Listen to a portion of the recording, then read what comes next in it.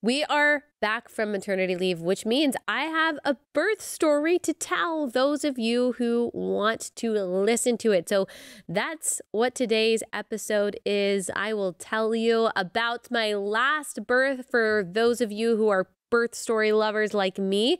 This episode is brought to you by our friends at Good Ranchers. Go to goodranchers.com. Use code Allie at checkout. That's goodranchers.com, code Allie.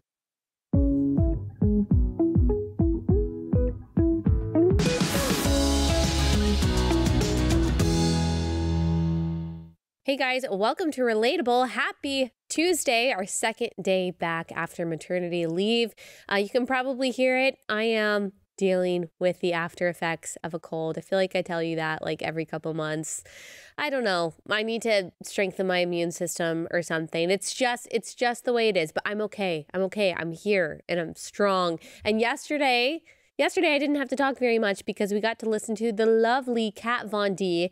You guys are absolutely loving her testimony, the comments, the messages that I have received about the testimony, how encouraged you guys have been.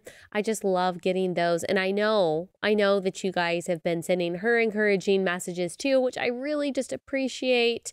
So fun getting to have her in studio. So thank you so much for listening to that, for sharing that. So many of you have shared it on Instagram and for watching it on YouTube. If you haven't, go back and listen to it. Also, before we get started in this episode, merch. We've got merch, new merch for sale. We've got crew neck sweatshirts that you guys have been asking for. We'll put pictures up if you're watching on YouTube.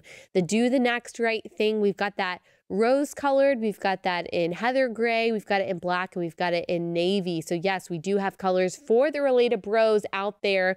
We've got a cute t-shirt, a Raise a Respectful Ruckus with our little flower character girl there. Super cute. So lots of new merch, fall colors, sweatshirts, all that good stuff. If you are in a warm place like I am, then this can be a part of what I call your fall costume. And your fall costume is the thing that you put on when you live in the South that has no correlation with the weather, has no practical use. Like today, it's going to be about 80 degrees where I am. I'm wearing a sweatshirt. I'm wearing a sweatshirt because it is seasonally appropriate, even though it is not weather appropriate. The weather actually calls for tank tops and flip-flops and a barbecue and maybe a pool party. But because it is November and I want to manifest and bring about autumn with what I am wearing, I will don my fall costume. So we will be wearing the cowl necks and the boots and the jeans and the sweater, even though it will probably still be 75 degrees on Christmas. So the Do the Next Right Thing sweatshirt can be a part of your fall costume. Or if you live elsewhere in the United States where you actually have seasons, it can serve a practical purpose in your life. All right. Today we're talking about birth, because when I polled you guys on Instagram and I asked, do you want to hear the birth story? The vast majority of you said yes. And the small percentage of you who said no, some of that small percentage is made up of people who then messaged me and was like, I picked the wrong one. So it's even a smaller percentage of you who said no. Yet, if you were one of those people who said no and you don't want to listen to this, you should stop listening. You should stop listening right now. It will not offend me. Birth stories are not for everyone. It's probably not even for everyone in this room recording Relatable right now, because we have part of the male species in this room and they probably don't want to hear my birth story. Some people who have not given birth, they don't want to hear the birth story. Some women who have given birth, they don't like to hear birth stories. That's totally fine. But you probably should have picked up on the title to know that this is not one that you want to tune in for. I'm probably going to get, because YouTube, it's such a crazy place. I'm probably going to get comments on YouTube saying, why are you doing this? I don't like birth stories. I did not like watching that whole thing. Listen, you don't have to, okay? It's a choice. It's a choice. You do not have to. You can tune in tomorrow when we talk about Andy Stanley. You don't have to listen to birth stories. But some of you, if you are like me, you love a good birth story. I love a good birth story. I absolutely love birth. I was talking to Kat Von D yesterday. Her son is 5 years old. I made her talk to me about her birth story that happened 5 years ago. I love birth. Like, I love pregnancy. Sometimes I think about, okay, in the apocalypse, like if things really go down in the United States, like what skills can I bring to the table? Because I'm not very domestic, if I'm honest. I can't sew. My cooking is okay. I don't have a lot of non-podcasting skills. I don't have a lot of like 19th century skills that I could bring to the table. But one thing that I think I could do, if I learned how to do it, I could be a midwife or a doula. I could at least be an assistant, simply because I have thought so much and researched so much and read so much and listened to so much about birth and pregnancy. Obviously not a professional expert, but I know a lot just because I love it so much. I love it. I will never tire of my friends telling me about their pregnancies and birth stories and all that. All right, guys, quick pause to tell you about my first sponsor for the day, and that is Cozy Earth. Absolutely love their products. We have their sheets. I always know when I'm sleeping on my Cozy Earth sheets because they're so much more comfortable than my other sheets. They're made out of viscose, so super breathable, temperature regulating, so soft. They just sent us a bedding set for our guest room. It looks so luxurious and nice. This duvet, the little waffle blanket, the sheets, it's beautiful. Our guests absolutely love it. They also have loungewear, really soft. Love that too. And they also have this new product, a cuddle blanket, which they're sending me. I'm so excited about that. It's a beautiful faux fur, ultra plush pile blanket that literally wraps you in a soft, warm cocoon of pure luxury. Amazing. Would be a great Christmas gift too. Go to CozyEarth.com. Use promo code relatable. You'll get 40% off the cuddle blanket. Go to CozyEarth.com. Promo code relatable for 40% off that cuddle blanket. CozyEarth.com. Code relatable.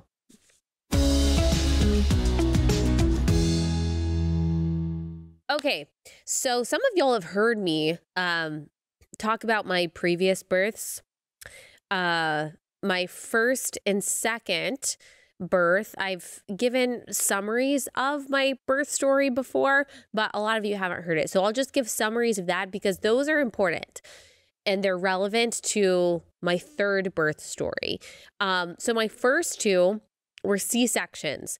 My first was a C-section really for no medical reason. And I feel very confident saying that, not because I'm a doctor, but because I have talked to doctors, I've talked to midwives since then.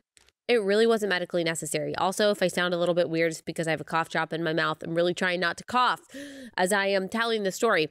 But my first birth, I really didn't know anything. My first pregnancy, I really didn't know that much about pregnancy and birth. It wasn't really something I had studied. It wasn't something I was interested in.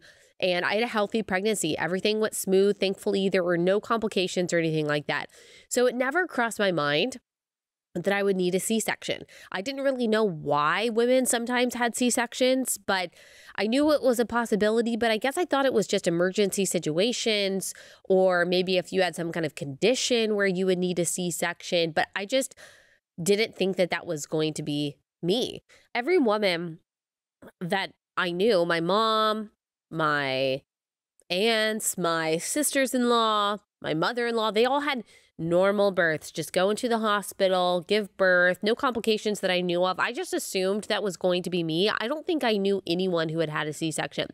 So about the time of my due date, a couple weeks before my due date, I think my due date with my first was June 30th. A couple weeks before that, my doctor started talking about induction, which I didn't really even know what that was. But if you don't know what induction is, there are a couple different methods that they use. It usually involves something called Pitocin, which is a synthetic form of a natural hormone called oxytocin, which puts you into labor. It contracts your uterus. And so Pitocin is given intravenously, and it causes your uterus to contract. Your uterus has to contract in order to push the baby out of you. And so he started talking about induction. He said he likes to induce his patients, all patients, really for any reason, around 39 weeks. And I don't really know why, but I wasn't comfortable with that. I knew I was going to have a hospital birth, but I wanted it to be as natural as possible. So putting something synthetic into my body unnecessarily just wasn't something that was appealing to me. So I was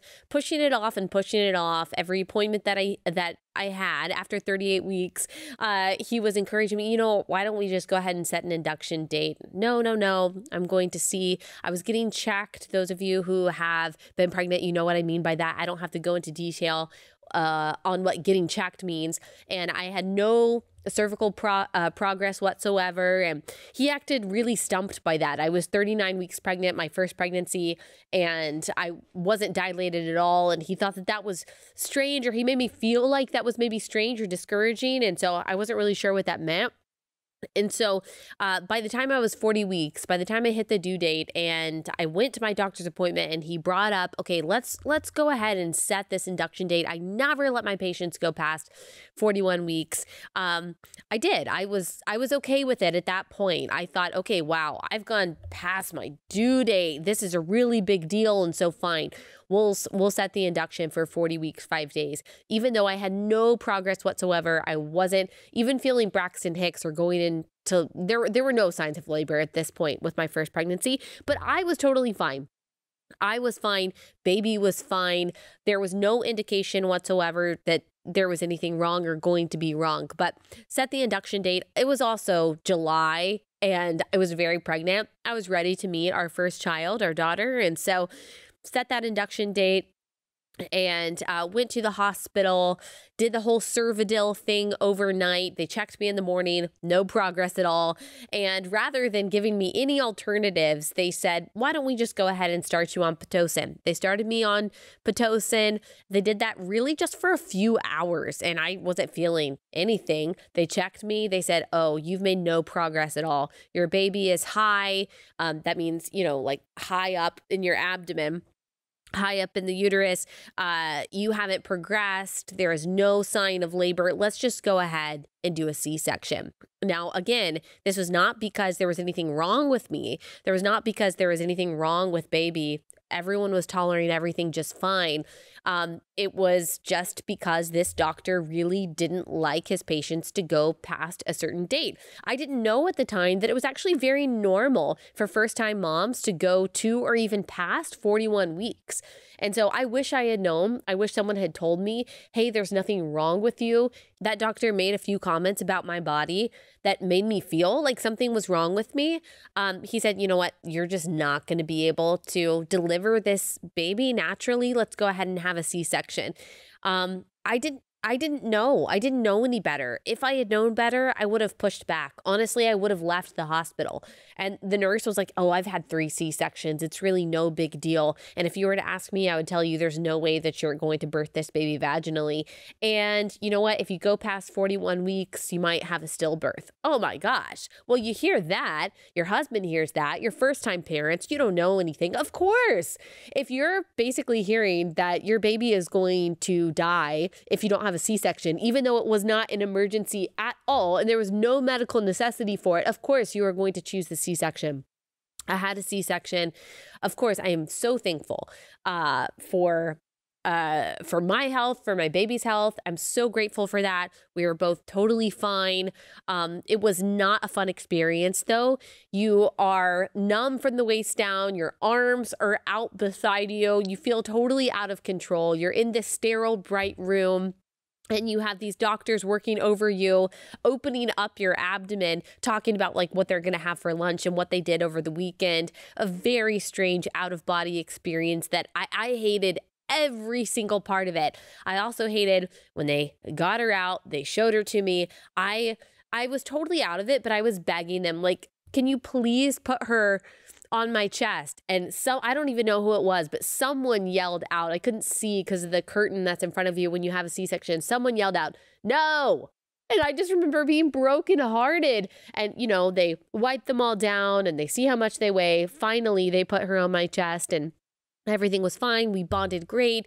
She was a great eater. And so I'm thankful for that. But I was in so much physical pain after that surgery, so much physical pain and so much emotional distress too, because things didn't end up how I wanted it to. And in the sense that I didn't get the birth that I had envisioned and something happened that I really didn't want to happen. I just felt so out of control.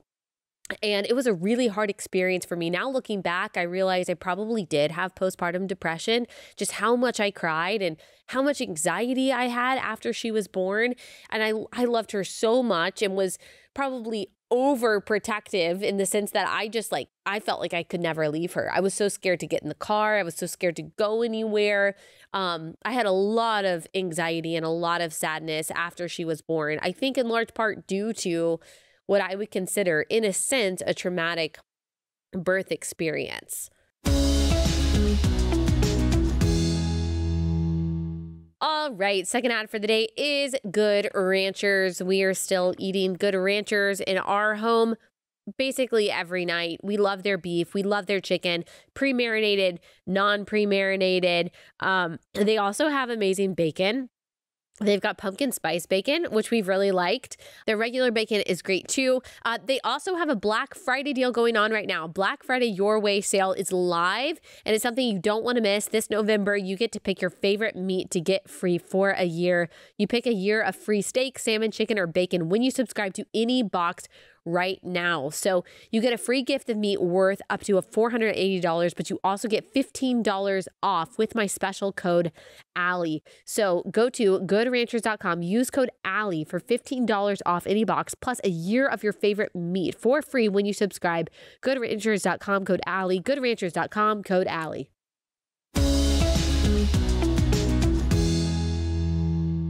So all that to say, I knew I wanted a different experience for future births. I knew that I wanted something different. Like I just didn't want that recovery process again. The physical pain, the emotional distress that I had, I really wanted to try to have a vaginal birth after a C-section, which is called a VBAC. A vaginal birth after cesarean. And I didn't know really if that was possible. I asked my doctor, would you allow me to do this in my next birth? And he said, I would let you try, but you would have to have an epidural. So I didn't feel the utmost support from him when I asked that. So by the time I got pregnant the second time, I did a lot of research, listened to a lot of VBAC podcasts. And I knew I wanted to try that. So I switched providers. I switched to a group of midwives. They're great. Loved them very much. They gave me really good care and listened to me and were supportive, like truly supportive of a VBAC. I switched hospitals. They actually delivered out of a hospital. I thought that it was maybe, the best of both worlds. And so I did everything that you're supposed to do to try to have a VBAC. I did my research. I learned so much about birth and how the body is supposed to work that it's actually okay to go over your due date, that a due date is actually just a guess date, and that it's normal for a lot of women to go all the way to 42 weeks in a healthy pregnancy. And so I learned a lot. I had a doula who was really supportive. The hospital that I was going to deliver at was really supportive of VBACs. And so I went into it thinking that this is definitely going to happen. And we got close. Really, our goal was for me to go into labor naturally, to not get induced, because that increases your chances of having a successful VBAC. There are some concerns that are attached to getting induced when you are having a VBAC. The reason is that Pitocin that we talked about earlier, it causes really strong contractions, and it can place increased pressure on the scar that is on your uterus because of your past C-section.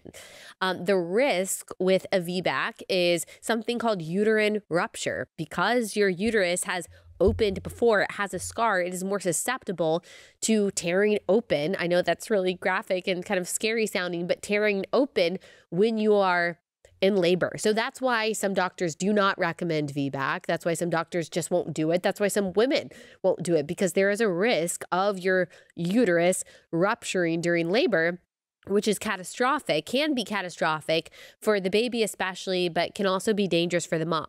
But there is a very low chance of a uterine rupture. It's less than 1%.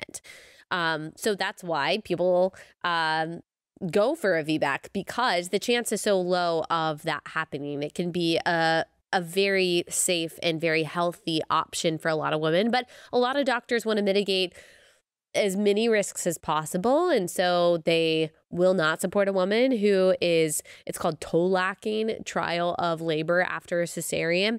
But I knew that I wanted to. The chance was so small, but I didn't want that tiny increase of a risk of uterine rupture that can come with using Pitocin. So the goal in my second birth was to go into labor naturally. Now, I had been told by my first doctor that wasn't going to be possible, that my body just didn't go into labor.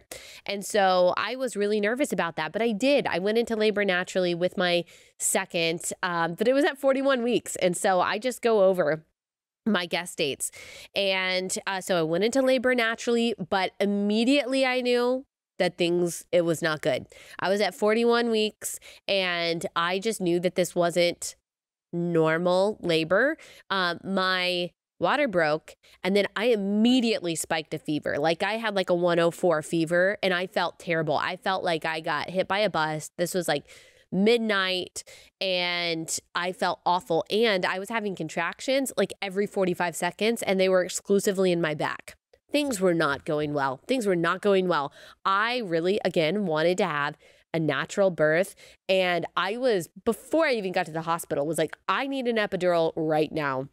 Went to the hospital. I was only 1 centimeter, but that was farther than I had ever gotten before. So I was kind of excited about that, but I felt horrible. Got the epidural. That caused me to be dehydrated, which is a very normal side effect of an epidural. That also caused my blood pressure to drop, also a pretty normal side effect of an epidural. I don't regret getting one though, because considering her positioning, and that's why my contractions were so bad, I really needed it. I needed it to relax. I was not in a good place. There was meconium when my water broke, which again is normal at 41 weeks. It's not always an indication of something wrong. But my fever, which they tried to reduce with Tylenol and all that's what you do, caused her heart rate to go up, which again is normal. When the mother has a fever, the heart rate of the baby often goes up. And so her heart rate went up. They couldn't get it down. It was really high. And at that point, they did need to do a C-section. And so my second C-section, like I just have a better mentality about and more acceptance of, because it was necessary. It was necessary for her health. It wasn't, I don't know if I can say that it was like a life or death emergency. It wasn't, because after they told me, hey, I think you're going to need a C-section, it was still a good 45 minutes before I was actually rolled back. And she was fine. She was 8 pounds, 8 ounces. So she was pretty chunky baby. And I was fine. And I think my mental and emotional state was much better after this, knowing that this was necessary. Also physically, I recovered much better after my second than my first. I don't know why. Maybe it was because I didn't have Pitocin. I wasn't induced at all. I'm not really sure. Maybe it was because it was at a different hospital with different surgeons. Maybe the procedure was smoother. I'm not really sure. But yeah, we recovered fine. And again, good eater. We bonded really well. And so some women who have C-sections, breastfeeding can be harder. Bonding can be a little bit more difficult for various reasons. I'm very thankful that that wasn't my experience. And so again, I was thankful for a healthy baby, but of course, very disappointed that I didn't have the vaginal birth that I wanted and that I've been praying for and preparing for. I prayed so hard for it. It was really hard for me to understand like why God wouldn't answer that prayer with a yes. Like why? Why not? Why? Like, why did I have to have another C-section? And really, the hard part about this C-section wasn't the recovery, since I was fine, but it was the prospect of having to limit the number of children that we have because of the risk that repetitive C-sections have. There is a risk of various things. Placenta accreta is one of them, where the placenta attaches to the scar tissue. That can be very dangerous. It's just not recommended to have very many C-sections. I know some women who have had 4, but they typically say, okay, 3 to 4, that's it. You shouldn't have more C-sections than that. And I don't know if we'll have more than 3 kids, but I didn't want that to be my limitation. And I still just wanted a vaginal birth. And if I'm honest, there was a part of me who also felt like it, I don't, maybe I felt like I had something to prove. I don't know. Like I felt like I didn't have the genuine birthing and labor experience without having a vaginal birth. I'm not really sure what it was, but I really still wanted to experience it. So right after I had my second, I knew that one day I would try for a VBAC again, which I knew would be more difficult because as hard as it is to find supportive providers and a supportive community around one VBAC because of the small risk that it carries, it is even harder to find support after 2 C-sections to have a VBAC. But my sweet midwife, right after I had the C-section, she told me, like immediately, which this is so different than my first doctor, and I'm just so thankful. I hope she knows how thankful I am. She told me immediately, she said, you have to try again. She said, you can do it. You can totally do it, which again was the opposite of what my first doctor said, who said, you can't do it. You'll never have a vaginal birth. Your body just won't do it. He had no medical reason to say that. And my second midwife, she said, you have to do it. And this is the doctor that you should go to. Okay, let me tell y'all about Operation Christmas Child. A lot of you probably know what Operation Christmas Child is. Your church maybe does it. You create a shoebox. I'll pick up the shoebox. You create a shoebox. It maybe looks something like this, or just a regular shoebox, or maybe a clear plastic bin in the shape of a shoebox, and you fill it with different non-perishable items. And you can pick the age group that you're giving these gifts to. So you can choose little kids, or you can choose a little bit older, I think maybe 5 to 9, and then you can pick young teens too. And you fill the box with all kinds of things. Like this would be for a young girl. So you've got a bow that's really cute. You've got a toothbrush, you've got a comb and a rag. You've got a little stainless steel mug and some crayons, some stickers, and things like that. And then you drop it off at a drop-off location that you can find at samaritanspurse.org/OCC. And you drop it off there, or you can create a box online. So samaritanspurse.org/OCC, create a box online. They send it for you. This brings the joy of Christmas, the joy of the gospel to kids who need it around the world. So go to samaritanspurse.org/OCC.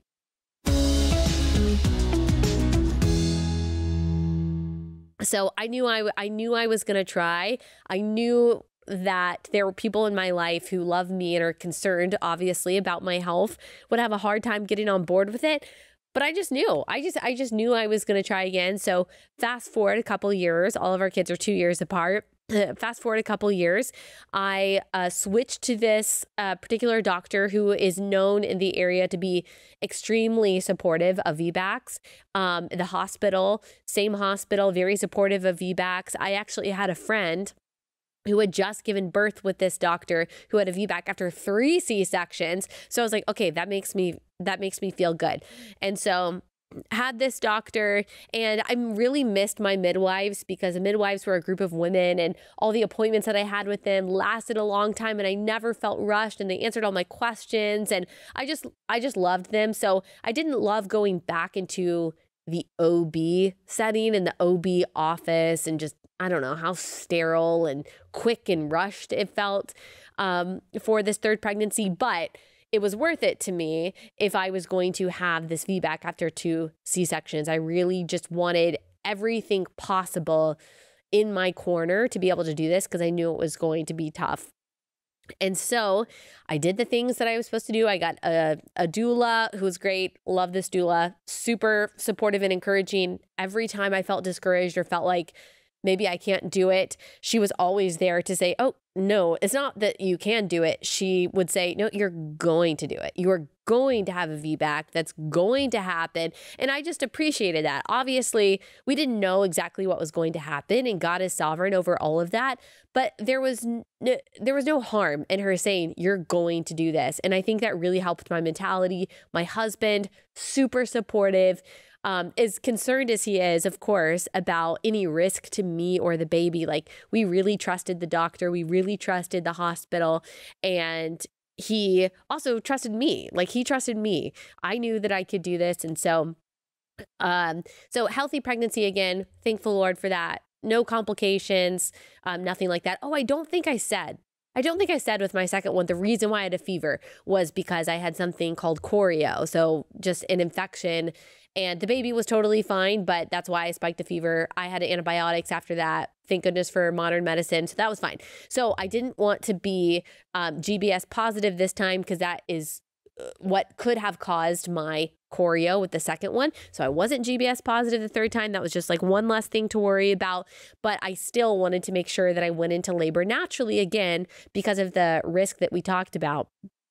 And so I'm like, okay, third pregnancy, I'm definitely not going to go over my due date. I stopped recording the podcast at 38 weeks, which I'm so glad that I did. But thinking, okay, like it could happen any day. It's definitely going to happen earlier because sometimes that happens. You give birth earlier with every pregnancy, not necessarily. I mean, there are so many exceptions to that. I wouldn't even call it a rule, but it seems that sometimes that happens, that women don't go as long with their subsequent pregnancy. So I was really hoping, I was like, this is going to happen 40 weeks or before. I want a good 2 weeks to nest and everything like that. My in-laws came in town, 39 weeks. God bless my in-laws and my parents. So helpful during this time.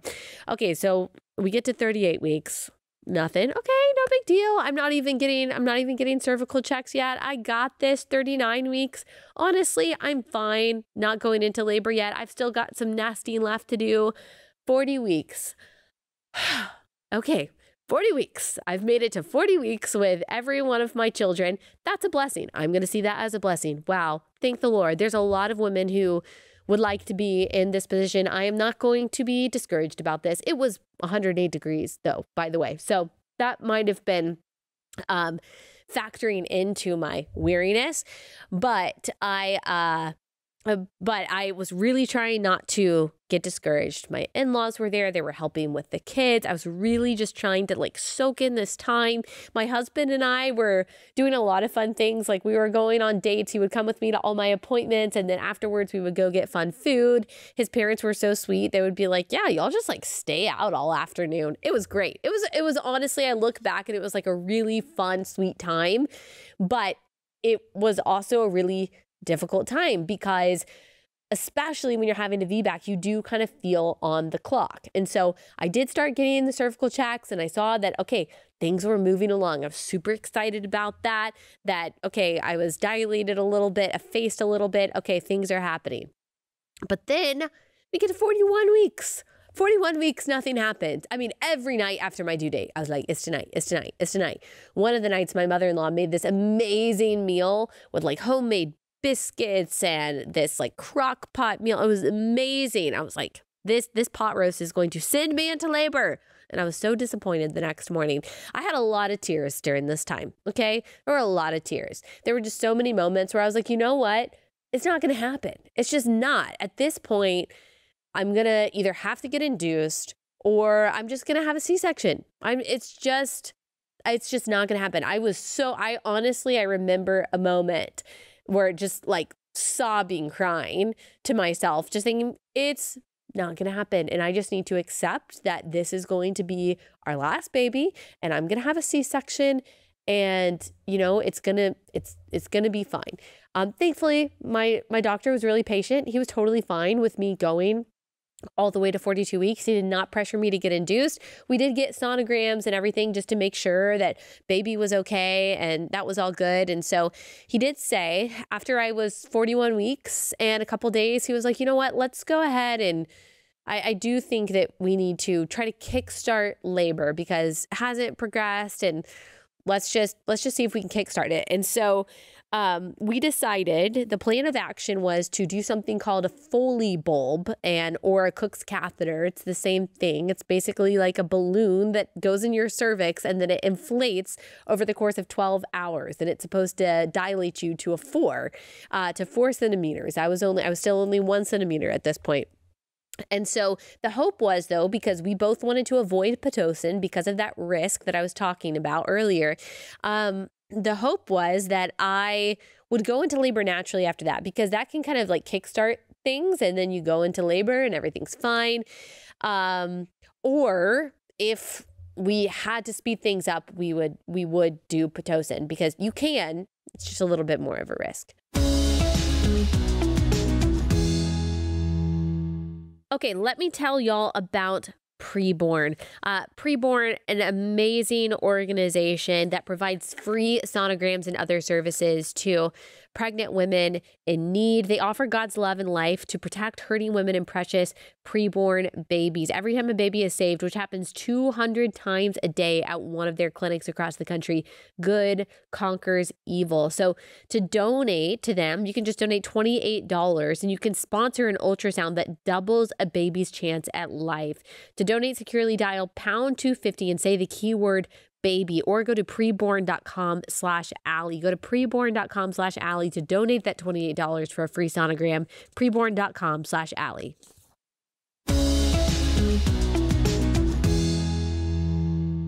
So, we went into the hospital, they put it in, and then you sleep, or you're supposed to sleep overnight, and they're supposed to check you in the morning. And sometimes it falls out on its own if you start dilating quickly. I did not start dilating quickly. I was very discouraged by this process. For me, I know some women say the Foley bulb is like really painful. For me, it just caused like cramps. I was fine. It did cause contractions, but I was fine. And then the next morning, they checked me. I was only at a 3 when they took it out. And I was super bummed about that. And then we just kind of waited around to see if labor would start. But I was like, how long am I supposed to be? Like, how long do I wait here? Like, nothing's happening. They're not giving me anything. And so I'm just here waiting at the hospital. I would really rather not be at the hospital. And so I talked to the doctor and I talked to a couple of the residents. Everyone was super nice. I don't really love hospitals, but everyone was like super kind and super supportive of our choices.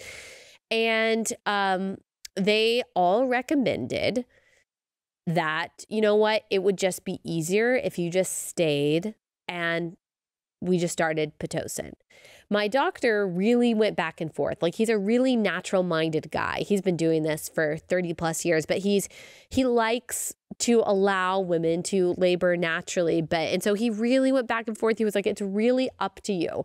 Either you can go home and you can see if labor starts naturally, or we can start Pitocin. He was like, honestly, like, you're already here. We could just go ahead and start Pitocin on a really low dose and just like see what happens. Or you could go home and then we'll schedule Pitocin and an induction for Monday. And we decided to go home, which was really scary for us. This was a Friday. It was really scary for us to go home because I was like, oh my gosh, if I go home and something happens, I'm always going to regret it. But because our doctor gave us that option, I had wished that I had done that with my first. I was like, you know what? We really prayed about it. Oh gosh, we wrestled with it. We were so like anxious, like, what's the right thing to do? Because both had risks. And so we decided to leave, and we actually decided to, I don't even know exactly why we did, but we decided to stay at a hotel that night close to the hospital. The hospital's about like 40 minutes from our house. And I guess just to like rest and relax and whatever. And so we went to a hotel, and then right before I was about to go to bed, I was like, I'm getting like, I feel a little something. I don't know. It's not painful, but maybe like tightening. I think it's just Braxton Hicks, like every 20 minutes. And I was texting my doula that, and she was like, okay, yeah, just go to sleep. So I went to sleep. Something woke me up. I don't know. I honestly don't think it was a contraction, but something woke me up at like 4:30. And I was up, I was just scrolling on my phone or whatever. And then all of a sudden they started to hurt. All of a sudden those like painless Braxton Hicks started to hurt really bad. But it was like every 15 minutes. And we have this like contraction timer app. It might be called contraction timer. I don't know. I'll post about it on Instagram, where you can like you can track your contractions. You can rate them from like easy to really difficult. You can put how long they last, and you can share that live feed with your doula, which is awesome. So my husband was doing that, and they were starting to get really painful. And then they were starting to get closer together. I got in the shower. I tried to relax because sometimes that can slow things down. It did not stop. I was continuing. to have these really intense contractions. By about 8 a.m., doula came to the hotel. I was like, I don't think I can walk. I don't think I can walk anymore. And so I'm not really sure what's going to happen. I didn't feel pressure. I didn't feel like, oh my gosh, I'm about to have this baby. I just felt like it was in a lot of pain. And my contractions were every 3 or 4 minutes, and they were really intense. Well, we get to the hospital and they check me and they say, oh, you're still only at a 3. Ah, that was what I was after the Foley bulb. And I was having all these contractions. And my sweet doula had to remind me that does not mean that the contractions are meaningless, that they're not doing anything. It's still preparing your body to give birth. And I was like, okay. So, but I was like, I need something for this pain. So all of my aspirations, by the way, of a natural birth, they have not come to fruition. I'll just give you that spoiler. I don't know. I have a low pain tolerance. I was like, I really want the nitrous. Nitrous it's like a gas mask that they can put over you. You breathe, you take it off, and it just kind of like numbs you. So it's a good alternative to an epidural if you don't want the needle.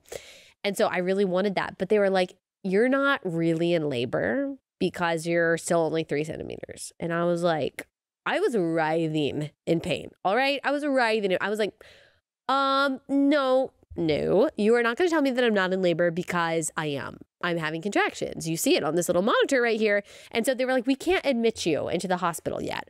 I was like, okay, what would you like me to do? Do you want me to go to lunch? Do you want me to go get my nails done? Because I am dying here. And so the sweet nurse, love her so much. She was so sweet. She was like, okay, like I can give you like something for the pain. I don't even remember what it was. It didn't help at all. It helped none. But she was like, you can stay here. And she came back. She was like, if you have progressed at all in an hour, then we can admit you. It's like, okay. And so she came in and I was like, listen, lady, listen, nurse. I said, if I have not progressed, I need you to lie. I said, I need you to lie to the resident and to the doctor right now and tell them that I have progressed because I need that nitrous. And so she didn't have to lie, thankfully. I had progressed. I had progressed in an hour to a 4.5, which I was super excited about. I was super excited about that. I forgot to say also with my second, I had progressed to a 5. So I knew my body could at least do that. And so they admitted me, they got me my nitrous. I was super excited.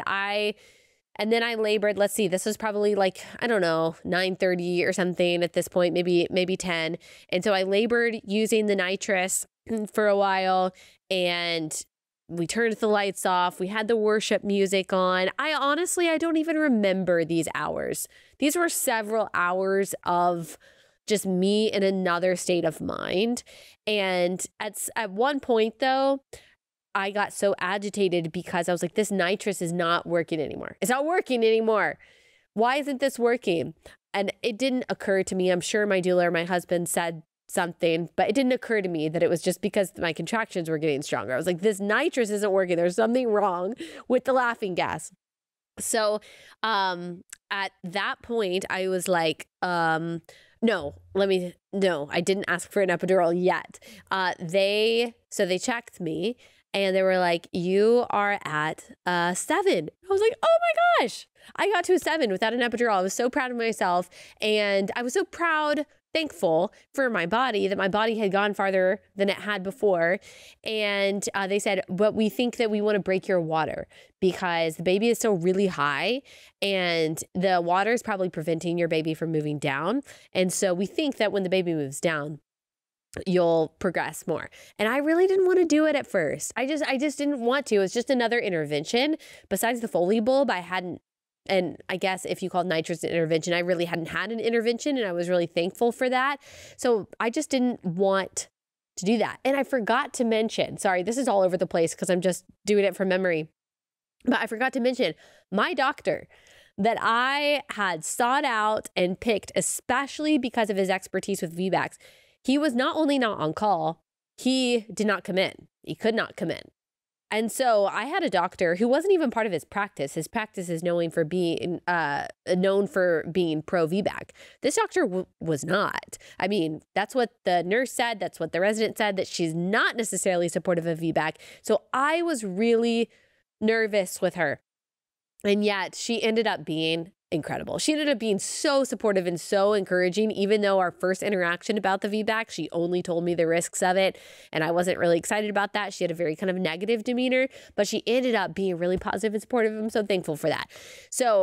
And she also really wanted me to get an epidural, because if an emergency happens, it's easier if you have an epidural already in place and they don't have to knock you out entirely. But I kept on pushing that off, and she was fine with that. But she did recommend getting the water broken.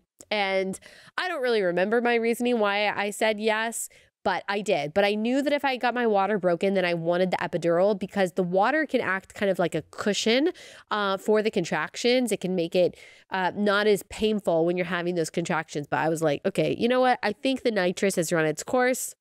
These contractions are getting really painful. I do want the epidural. And so I got the epidural. I was like, this is amazing. I feel like a new woman.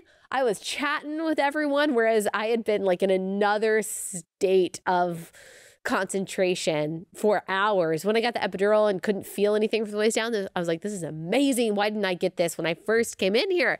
And so I got the epidural after they broke my water. And then it was really quick.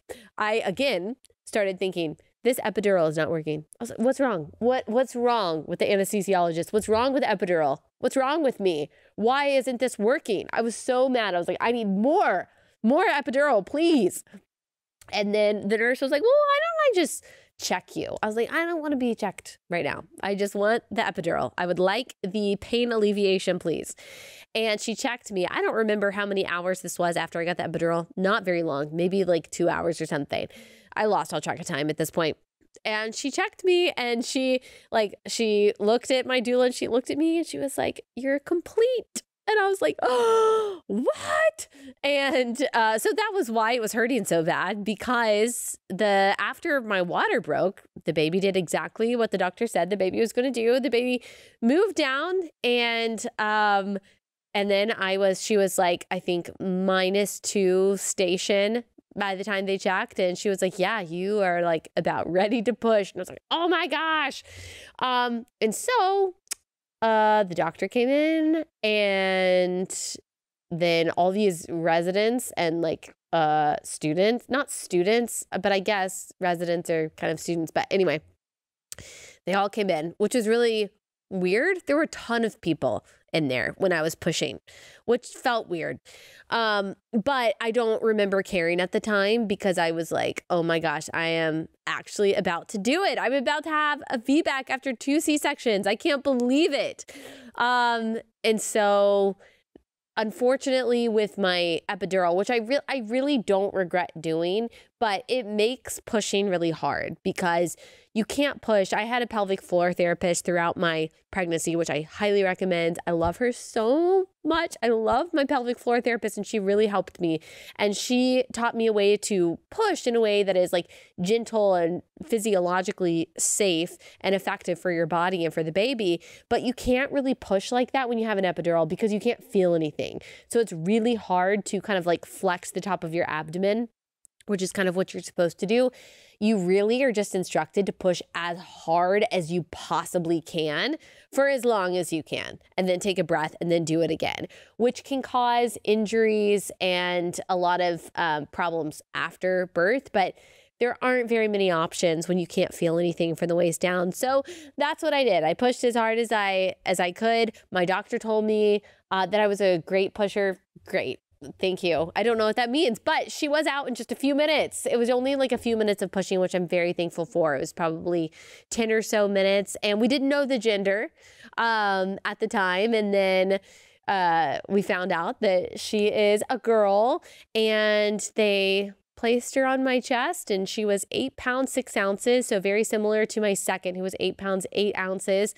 And it was such a surreal experience being there and being about to push and seeing them set up for the baby and like get all the things out and together for delivery. I was like, that's for me. That's for us. Like, I'm about to do that. I just really had myself convinced, even when she told me that we were complete, that there was no way that I could have a VBAC.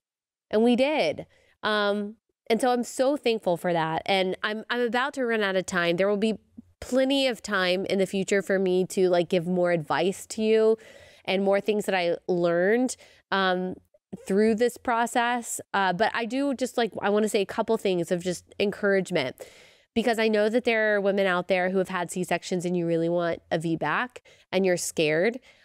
My advice to you would be to find a supportive provider and a supportive doula. Talk to them, of course, about the risks and benefits and all of that. But if you can do it, then try. Like, I really encourage you to. I know that phrase uterine rupture can be really scary, and it is scary, of course, and it happens.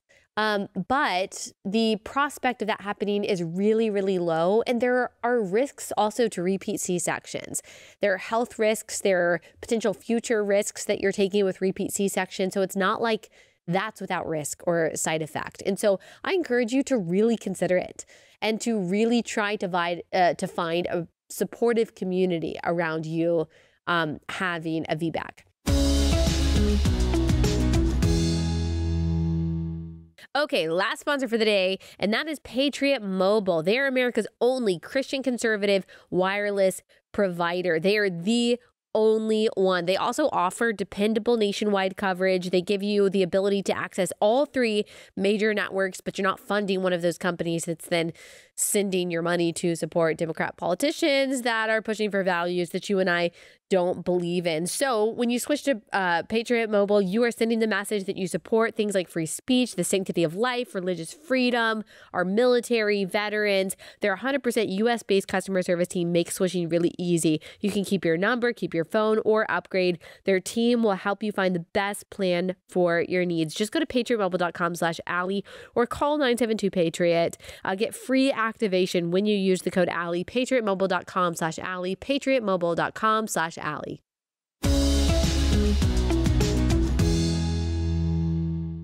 Now, if you are a woman who will never have a vaginal birth, or you're done having babies and you only had C-sections, some of you are totally fine with that. You have no problem with your C-sections and you feel no distress or anxiety or sadness or regret about that at all. And that's great. I'm very thankful for C-sections, especially when they're necessary. But if you do have regret, if you feel like I did at one point that, oh, am I like a real mom? Like, does it count? Did I have a genuine birth experience because I didn't have a vaginal birth? And maybe you feel incomplete, or you feel like you live with that regret, or you don't even want to think about your birth because of how difficult it was. I just want you to know that having a VBAC, having a vaginal birth, does not complete you.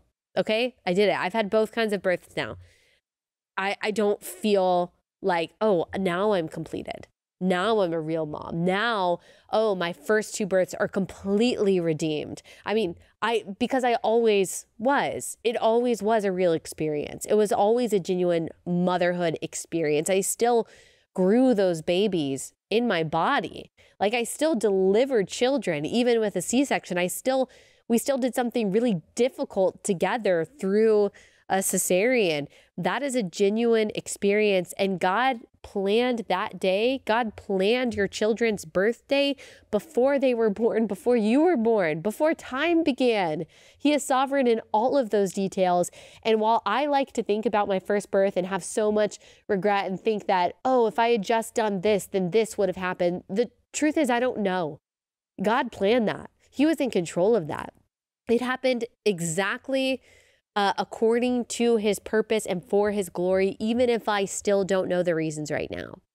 So don't think that having a VBAC one day is going to finally redeem all of your past traumatic experiences and make you feel like a real natural woman. You do not need that to be those things. Only Jesus offers redemption. Only he can help us reconcile with our past, whether it's past mistakes or things that have happened to us.